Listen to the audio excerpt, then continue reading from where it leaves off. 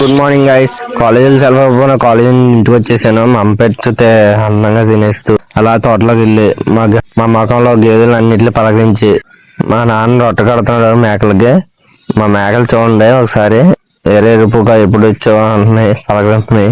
Morning breakfast ఇంకా అవ్వలేదండి, ఇప్పుడే స్టార్ట్ చేసి మీతో బ్రేక్ఫాస్ట్ అయ్యాక మాట్లాడుతాం. అలాగే వెళ్ళరా మీ బాబు పిలుస్తున్నాడు. వేరే ఎలా చదువుతున్నావు అన్నాడు.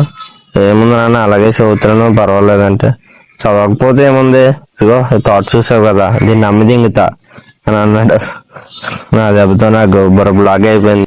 చదువుకోవాలన్నా, చదువుకోకపోతే నేను పడుతున్నాను చూసి కష్టంలో పడకూడదని నేను చదువుకోమంటున్నాను రా అని చిన్న ఎమోషనల్ గా డైలాగ్ చెప్పారు. మీద కేసు కడేద్దాం గడ్డి రావట్లేదు చుట్టూను అని చెప్పాడు. దాంతో దీన్ని మొత్తం ఇలా చేసి కట్టేశాడు. అది అయిపోయిందా మా నాన్న బయటకు వెళ్తాను నాకు ఒక పని చెప్పాడు. అటే చేసిన అదే బరి అలా ఆత్రా నన్ను మొత్తానికి